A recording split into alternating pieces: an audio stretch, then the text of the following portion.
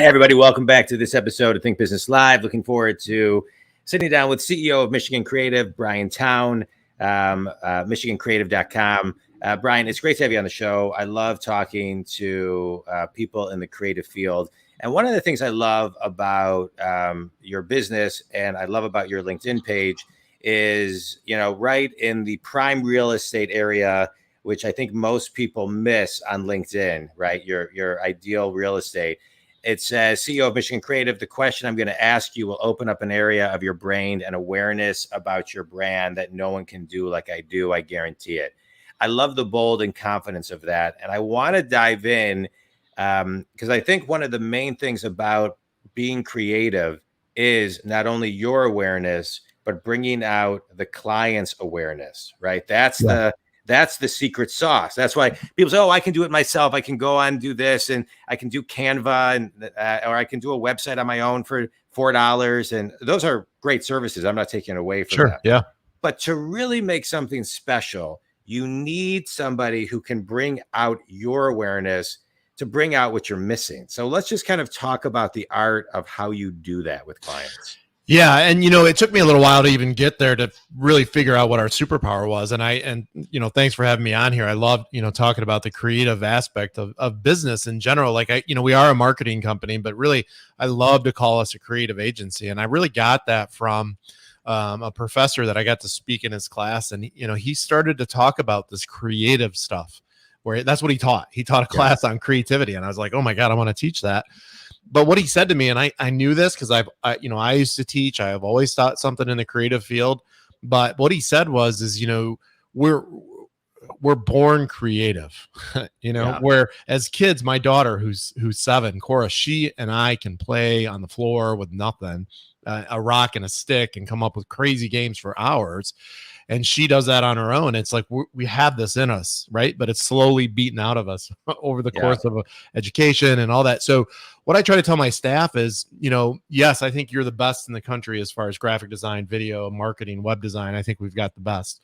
But what our superpower is being able to think creatively, because customers come to us all the time and they say one or two things. Number one, we're not creative. That's why we hired you. Yeah. And number two, they say, man, you guys really got us because you asked the type of questions that no one's asked us before. And how I know that was our superpower is because people would say it, one, when I would do interviews like this or video interviews, but also I think I would say things like, you guys already know what you do really well. You're just not telling anybody. And so I think that to us is, if you wanted to say one thing that we're really good at, and if I could do one thing for the rest of my career, it would be helping people, asking questions to get them to really think in a way that they haven't thought like since they were kids. Yeah. Let's talk about that a little bit more because, if you look at movies like The Wizard of Oz, right? Everybody had their superpower. They just didn't know it. And they needed, the road of enlightenment, the yellow brick road, to basically, that was their space and time that it gave them to kind of realize, oh, wait, I do have this, right? I do have this within me already. But that space needs space, right? And we're all running 1,000 miles an hour. Distractions have never been higher in a post-COVID world, right? And so I want to talk about the space needed to get a client in a space where they can kind of take a breath and be able to hear the question and then find it within them, right? Because in any good story, right, everybody may have it within them, but they need the guide to bring it out of them, right? I find that in business coaching. I mean, whether I'm coaching a solopreneur or a Fortune 100 company or anything in between, it's the space and the consistency and the arena that you're in where they can receive. Yeah. And one of the things, for other CEOs that are out there that are listening to this, one of the best, and this just happened a couple of months ago, is that the employees, we were meeting with the CEO and they just hired us, and hired me as a consultant, for lack of a better word, but also for us at our team to create marketing messages for them and then actually get them out there for people to see. Their team was so excited because they were like, we've been waiting for somebody to come ask us what we do and what we think works, because their team, the CEOs kind of sometimes think they know what they're really good at or what Right. their company's really good at. But you start talking to the employees and they're like, yeah, this is what I want to know. What do you hear your customers say when they go, oh my gosh, thank you so much. I don't know what we would have done without you. Yeah. I need to know that. And Yeah. oh my gosh, your employees are going to be like, oh, I got 1,000 stories right now. And so where we do that is and creative brainstorming sort of has this, I don't know. I don't like the way that sounds, but when we can really position people with the right questions ahead of time, we've got a little bit of a forum. We're just like, hey man, no wrong answers. Just put a bunch of blah on here and give it to anybody that you think might know something. Yeah. And then we take all that data, we start to form our questions from those answers a little bit, which sounds a little bit weird. But then having other people in those meetings and not just leadership in those creative brainstorming sessions has been gold. And sometimes we'll do it with leadership not even there. Yeah. Because, some employees aren't going to want to say things. Yeah, sometimes it's better to not have the leaders in the room so people can really surrender and be themselves. But I tell that to leaders too. I'm telling, like, if you want to write core values that no one's gonna follow, then you should write them yourself and tell people, because they're not going to work. No one's going to follow them. They need to come from within. Yeah. Let's talk about you. You're a former teacher. Yep. And I think teachers, what a great skill set teachers have. And I have been seeing a lot of teachers and just talking to a lot of teachers who have moved from teaching into the business world. And what I like about it is, as a business coach, I always talk about, being able to speak and articulate things in a kindergarten to second grade level. Teachers are really good at articulating things because their clientele in the classroom need to understand, right? And it's like, you're teaching in many cases to the middle. And so you got to kind of really take the time to pause and articulate. And so talk about some of the things you've learned as a teacher and how you've brought that into the business world. Because I would think there's a lot of teachers who are looking for a second business or are in the same, shoes as you are now, but they're not there yet. Yeah. So number one, the easiest thing, and there's three things that I always attribute to teaching, and there's probably hundreds, but three of them that really stick out is one, public speaking, right? If you're a teacher right now, you're going to be able to public speak. You're going to be able to get on podcasts. You're going to be able to speak in front of large audiences, because if you can do it to a bunch of preteens or teens and they don't make fun, they'll make fun of you and that doesn't bother you, you can speak in front of anybody. Two is, I think we forget that our teachers are leaders. And so leadership is something that I teach consistently here to my staff, because young people are not taught how to be leaders. Mm-hmm. Young people, no one teaches you how to be a leader. And a lot of us haven't had good leaders in our lives. But I guarantee you can look back and say, but I had a really good teacher. Yeah. So teachers are great leaders. They teach you more than just math, more than just science. A lot of teachers and a lot of students that I had, really it was about life. And so I think that is a really strong skill set. And I think the other thing too is, like you said, is breaking it down so it's most simple and starting from sort of backwards. And that's the classic backwards design, is this curriculum, where you're taking the end product. Where do you want to be? So I need to take clients like, hey, at the end of this contract or at the end of this, what would make you really happy? Where do you see? And they say, well, more clients, everything's organized. I'm like, great. Well, let's work backwards to see how we get there. And that's a marketing plan. Yeah. That's a lesson plan. That's a business plan. And so really teachers are able to take a really complicated problem and start to figure out ways backwards to start putting it together, and then telling clients, hey, this is how we're going to do this together. Because it is daunting. Business is daunting. Yeah, it's hard. Business is hard. Running a business is hard. Doing marketing is hard.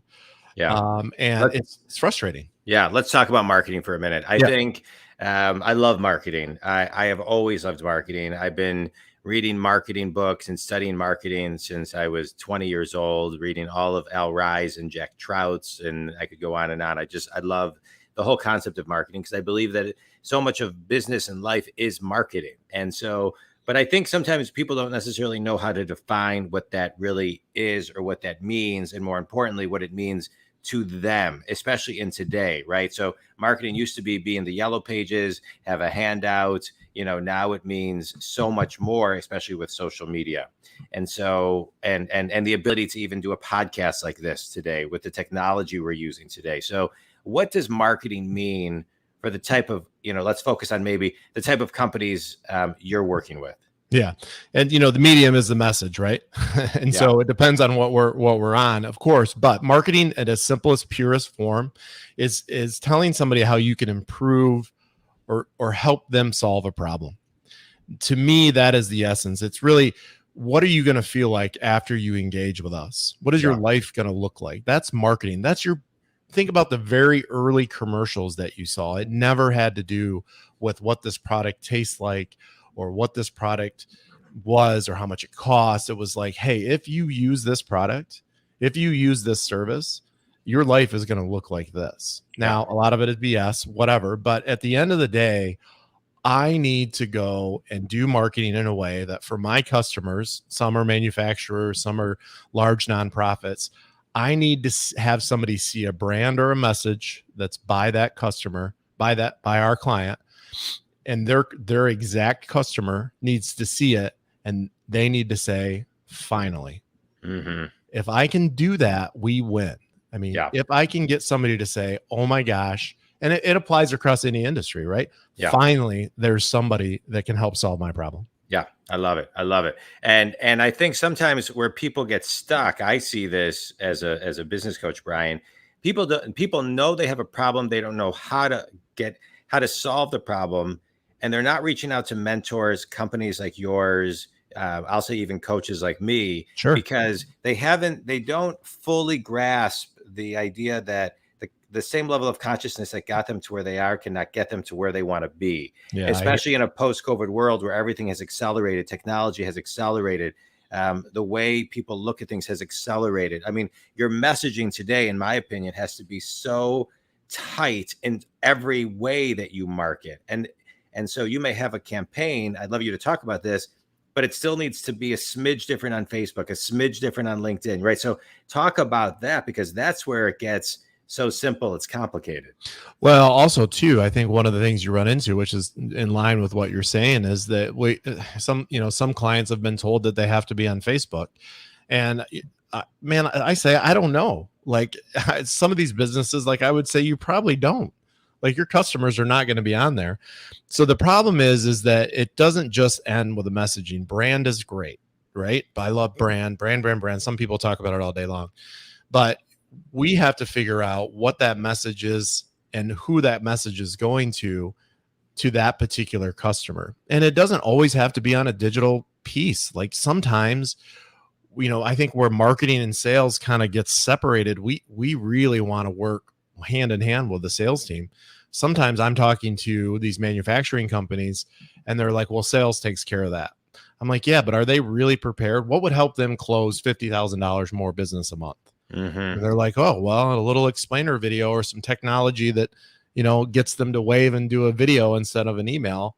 I mean, that's all marketing, in my opinion. And really, at the end of the day, marketing's job is to A, bring in sales, or B, support the current sales efforts that you have. Yeah. And is it out there to promote your brand and brand awareness and all that stuff? Yeah, I think that's great. And I think that obviously is important. But I don't want to focus on that until we can make some money using marketing. Like I don't want you to spend money just to get your brand out there. And let's talk about this. So, your focus is web development, video, branding, advertising, all of these different things. And I know you've got a tremendous client roster. And I think customizing, talk a little bit about how you work with clients to customize what's right for them in the right order. I think sometimes when people are, it's like when they're ready, all of a sudden they want it all, but you don't have to do it all, and so talk a little bit about how you kind of figure out the editorial calendar and the flow of what's right for a particular client. Yeah, that's a great question. Until about 2 years ago, we really went about it in the way that I'm glad we don't. Because what we used to do, and we're only 10 years old, John, and so it took us. We're a small business, man. We are always changing and always adjusting our stuff too. But what we used to do is come in there and just when they asked us, hey, we need some help with marketing, we would make a proposal based on what we think they needed, right? Yeah, and sometimes it would work. I'm not saying it didn't work. We got here doing that. But now what I usually tell a client is when they come and they ask, we think we need to do AdWords and we think we need to do this. I'm like, you know what? I have no idea. So let's start with what we call a green print and a messaging plan. Yeah. So a green print for us, it's a creative way of saying a marketing plan. But for us, marketing plans weren't creative enough. And so by using the green print, it really allows us to get to know that customer and to start off with what is most important for them, which is organization, a plan, and organizing their thoughts. Right. Yeah. And then getting a plan to make money. Like, I'm not going to lie to you. Like, I do think all this stuff's important, but at the end of the day, I want to be known for somebody that can help solve problems and somebody that makes them money.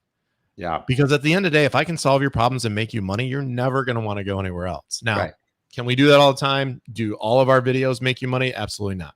But at the end of the day, getting a green print in there, if you follow our process and we're able to ask you questions, I can guarantee you that you're going to have a really good plan moving forward. Yeah. One of the last questions I have for you before I move into a quick speed round is everybody, I think, wants to make money with companies like yours. The obstacle that I think people, where they get in their own way is they say, let's try for 3 months or 6 months. It's like marketing to me is a never ending piece. It's like, this podcast, and if I include my 2 other podcasts that I've done in the past, I've got, I think over 1,100 episodes. But if I stopped tomorrow in 3 months, then it goes away. Right. And so it's like my point is consistency is so important long term. And so can you just talk about the mindset of consistency and once you're in, what that looks like? Yeah, consistency is important and you can't do it without a plan. And that's why that green print and that marketing plan allows you, because inside of there, you're going to have a creative calendar. You're going to have a content calendar. You're going to have posts 3 times. And maybe we're posting 2 times a week for you, but we make you post 2 times, but we tell you what to post.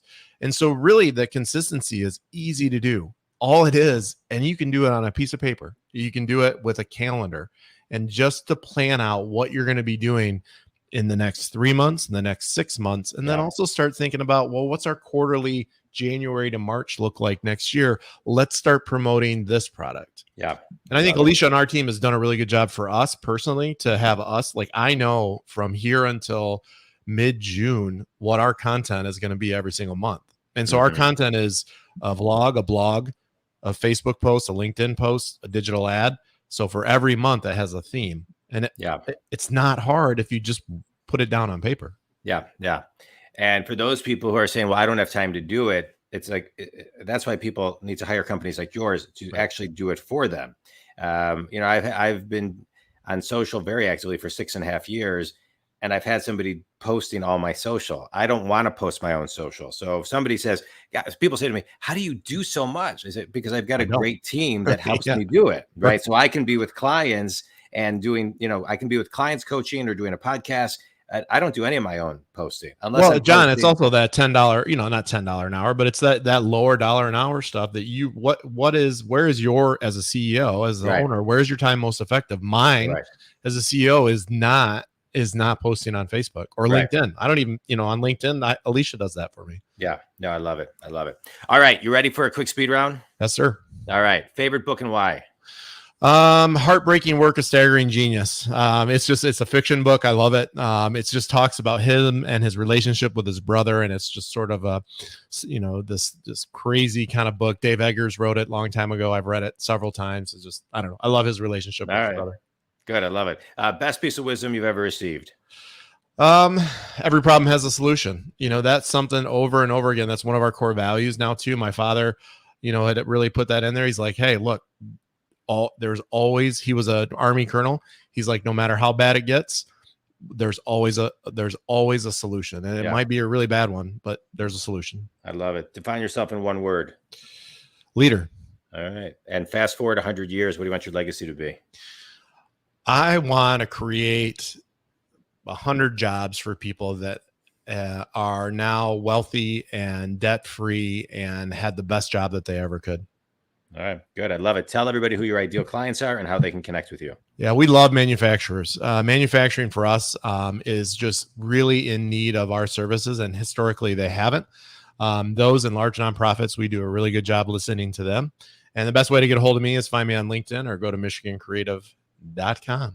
All right. I love it. Brian, I enjoyed this talk. I appreciate you defining marketing, talking about the power of consistency, your own superpowers, but most of all about being great at asking questions to make to get people in a space where they can become more aware and you can do your magic for them. Yep. I think everybody needs those mentors in their lives where they can bring something out that's hidden in plain sight, but they've been missing it for years. Yeah. And you do that with your clients, and it's great. And to me today, especially in a post-COVID world, not only, retail companies, but all professional service companies, everybody needs a dominant space with a website, social media. You've got to be building your marketing plan and your branding and everything that comes along with all the creative on a consistent basis. I know you do great work, and I appreciate you taking time to be on the show. Thanks, John. This is a lot of fun. Anytime. Yeah. Anything in closing? I felt like you had something you wanted to say.